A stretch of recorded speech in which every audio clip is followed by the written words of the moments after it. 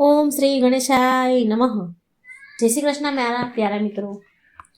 સોમવતી અમાસ આવી રહી છે, તો સોમવતી અમાસના દિવસે શું કરવું શું ન કરવું, લક્ષ્મી પ્રાપ્તિ માટેના ઉપાય, સર્વ કાય આપણે આ બધું સાંભળીશું।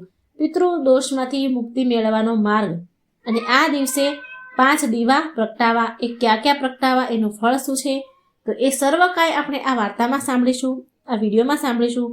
તો વિડીયોને અંત સુધી જોવા વિનંતી કરું છું। અને વિડીયો સારો લાગે તો લાઈક અને શેર કરજો, અને જો હજી સુધી તમે આ ચેનલને સબસ્ક્રાઈબ નથી કરી તો કૃપા કરીને આ ચેનલને સબસ્ક્રાઈબ જરૂર કરી દેજો। ઓમ નમઃ શિવાય। ઓમ નમો ભગવતે વાસુદેવાય। અમાસના સ્વામી જે કહી શકાય છે આપણા પિતૃદેવ, અને અમાસ શિવજીને પણ સમર્પિત છે। અમાસના દિવસે આપણા પિતૃ પાછળ અનેક કાર્ય કરવામાં આવે છે। જો કોઈ કાર્ય તેમના મૃત્યુ બાદ અધૂરું રહી ગયું હોય તો તે અમાસના દિવસે કરી શકાય છે। આમ અમાસનો દિવસ પિતૃદેવના આશીર્વાદ મેળવવાનો પણ દિવસ છે, અને એમાં પણ જો અમાસ સોમવારે આવે તો તેનું મહત્વ અનેક ગણું વધી જાય છે। એટલે કે સોમવાર હોય અને અમાસ આવે તો એને સોમવતી અમાસ કહેવાય છે। તો આ દિવસે કયા ઉપાય કરવા જોઈએ, લક્ષ્મી પ્રાપ્તિના ઉપાય શું છે તે જાણીએ આપણે। પિતૃદોષમાંથી મુક્તિ કેવી રીતે મેળવી શકાય, કે તથા બીજી કોઈ પણ સમસ્યા માટે કેવા ઉપાય કરવા જોઈએ, આ અમાસના દિવસે શું કરવું શું ન કરવું એ જાણીશું। તથા આપને આ વિડીયો પસંદ આવે તો લાઈક અને શેર કરજો। અને એવી કઈ 5 જગ્યા છે જ્યાં આપણે દીવો કરવાનો છે, તો અંત સુધી મારી સાથે જોડાયેલા રહેજો। વિડીયોને લાઈક શેર કરજો અને સબસ્ક્રાઈબ જરૂર કરી દેજો। મિત્રો, સોમવતી અમાસ વર્ષમાં લગભગ 2 કે 3 વખત આવે છે, અને ઘણી વાર તો 4 વખત પણ આવી જાય છે। વર્ષમાં કુલ 12 અમાસ હોય છે। એવું કહેવાય છે કે અમાસના દિવસે આપણા પિતૃઓ ધરતી ઉપર આવે છે, અને તે તેના કુટુંબ પાસે, પરિવાર પાસે જળની ઈચ્છા રાખે છે। આ અમાસના દિવસે કોઈ સ્વરૂપે આપણી પાસે આપણા પિતૃદેવ આવે છે।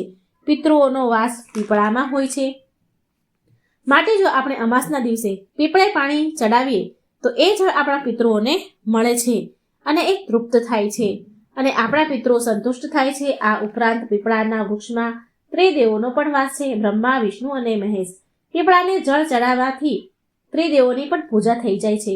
અને પીપળો વૈજ્ઞાનિક દ્રષ્ટિએ પણ ખૂબ જ ઉપયોગી છે, કેમ કે પીપળો માત્ર એક એવું વૃક્ષ છે જે આપણને 24 કલાક ઓક્સિજન આપે છે, જ્યારે બાકીના વૃક્ષો આપણને દિવસ દરમિયાન જ ઓક્સિજન આપે છે, રાત્રિના સમયે ઓક્સિજન નથી આપતા। ઘરની આસપાસ ક્યાંય પીપળાનું વૃક્ષ હોય તો કાપવું નહીં, આમ કરવાથી પિતૃદોષ લાગે છે। પીપળાના વૃક્ષનું લાકડું ક્યારેય બળતણમાં પણ ઉપયોગ કરવું નહીં। અજાણતા થાય એ વાંધો નહીં, પણ જાણી જોઈને ક્યારેય આવું કરવું નહીં। આ સોમવતી અમાસના દિવસે પરણેલી સ્ત્રીઓ તેના પતિના લાંબા આયુષ્ય માટે વ્રત પણ કરે છે, સોમવતી અમાસનું વ્રત। સોમવતી અમાસના વ્રતનું શું ફળ છે એ તો તમે વાર્તા સાંભળી જશે। સોના ધોબણની જે વાર્તા છે એ તો તમે બધાએ જ સાંભળી જશે, અને જો નથી સાંભળી તો મારી ચેનલમાં એ વાર્તા છે, સોમવતી અમાસની વાર્તા। તો સાંભળવી હોય તો વિડીયોમાં જોડાયેલા રહેજો, આ ચેનલને સબસ્ક્રાઈબ કરી દેજો, અને એ દિવસે વાર્તા, સોમવતી અમાસની વાર્તા જરૂર સાંભળજો। આ સોમવતી અમાસના દિવસે મૂંગા પક્ષીઓને ચણ પાણી નાખવા જોઈએ, કાગડાઓને વાસ નાખવી જોઈએ। આપણા પિતૃઓની કોઈ ઈચ્છા અધૂરી રહી ગઈ હોય તો સોમવતી અમાસના દિવસે પૂરી કરવી જોઈએ। ઘરની આસપાસ કે મંદિરમાં પીપળાનું વૃક્ષ હોય તો પીપળે પાણી ચડાવીને તેની પ્રદક્ષિણા કરવી જોઈએ। ઓછામાં ઓછી 4 પ્રદક્ષિણા કરવી, અને વધુમાં વધુ 108 પ્રદક્ષિણા કરી શકાય છે, જેવી તમારે સમય હોય। જો તમારી પાસે સૂતરનો દોરો હોય તો સૂતરના દોરાની સાથે ઓમ નમો ભગવતે વાસુદેવાય અથવા ઓમ પિતૃભ્યે નમઃ મંત્રનો જાપ કરવો, પ્રદક્ષિણા કરવી, અને ત્યાર પછી જો સમય હોય ત્યાં બેસીને તો ભગવાન વિષ્ણુ સહસ્ત્રના 1008 જે નામ છે એનો પાઠ કરવો। સોમવતી અમાસના દિવસે ભગવાન શિવજીની પૂજાનું પણ મહત્વ છે, માટે ઘરની આસપાસ જો શિવ મંદિર હોય તો ત્યાં જઈને શિવલિંગનો અભિષેક કરવો, દૂધ અથવા જળનો અભિષેક કરવો જોઈએ। ભગવાનને બીલીપત્ર ચડાવવું, ધતૂરો ચડાવો, અને ઓમ નમઃ શિવાય મંત્રનો જાપ કરવાનો, અથવા જો તમને 12 જ્યોતિર્લિંગ સ્ત્રોતનો પાઠ આવડતો હોય તો તે બોલીને જો શિવલિંગનો અભિષેક કરવામાં આવે તો 12 જ્યોતિર્લિંગનો અભિષેક કર્યા બરાબર ગણાઈ જાય છે। ત્યાં બેસીને મહાદેવના મૃત્યુંજય મંત્રનું જાપ કરી શકાય છે।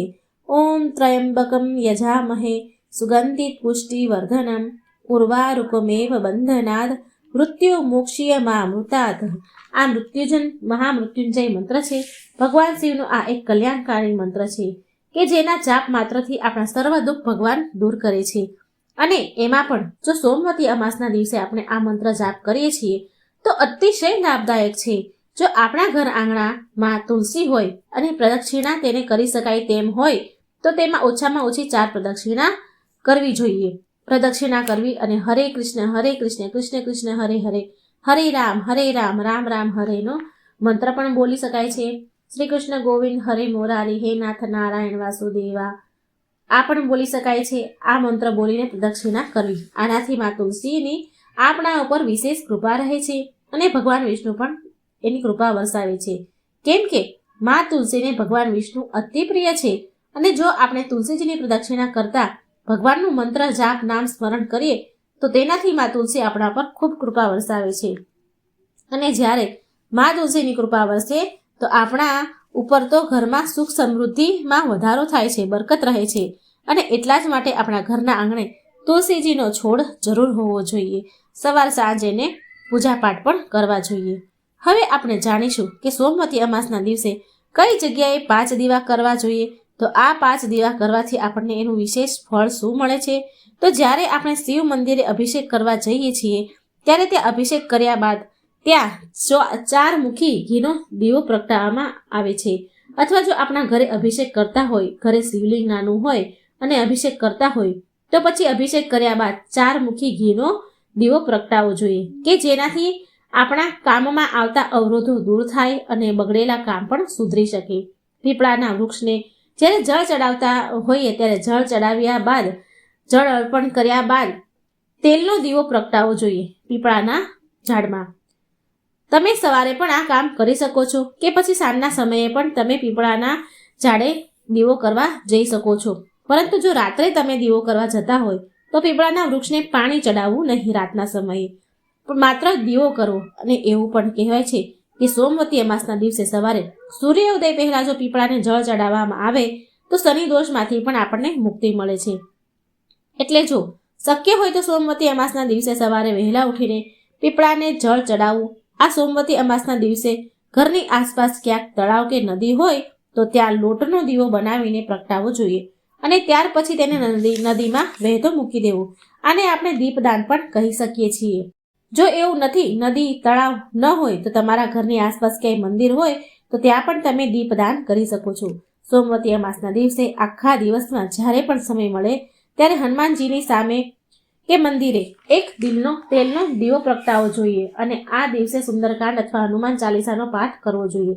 આમ કરવાથી આપણા શત્રુઓનો નાશ થાય છે અને શનિ દોષમાંથી પણ મુક્તિ મળે છે, રાહત મળે છે. અમાસના દિવસે ઈશાન ખૂણામાં એટલે કે ઉત્તર અને પૂર્વ દિશા વચ્ચે જે ખૂણો પડે છે તેને ઈશાન ખૂણો કહેવાય છે. ત્યાં એક ઘીનો દીવો પ્રગટાવવો જોઈએ અને આ ઈશાન દિશા એ મંદિરની દિશા છે. એટલે જો તમે મંદિરમાં પણ દીવો પ્રગટાવો તો પણ ચાલે. આમ કરવાથી આપણા પિતૃઓ અને માતા લક્ષ્મીની કૃપા થાય છે તથા અન્ય દેવી દેવતા પણ એની કૃપા વરસાવે છે. આજના દિવસે સાંજે આપણા ઘરમાં લાલ દોરાની મદદથી કેસર ઉમેરીને ઘીનો દીવો પ્રગટાવો અને ત્યાર પછી લક્ષ્મીજીનું સ્થાપન કરીને શ્રી સુક્તમનો પાઠ કરવો. અને આમ કરવાથી મા લક્ષ્મીનો આપણા ઘરમાં વાસ થાય છે અને ક્યારેય ધનની કમી રહેતી નથી. આ લક્ષ્મી પ્રાપ્તિનો એક ઉપાય છે. તો આવી રીતે 5 જગ્યાએ સોમવતી અમાસના દિવસે દીવા પ્રગટાવવામાં આવે છે. આમ કરવાથી આપણી અનેક સમસ્યા બાધા દૂર થાય છે, અવરોધો દૂર થાય છે અને દેવી દેવતાઓની પણ આપણા ઉપર કૃપા વરસે છે.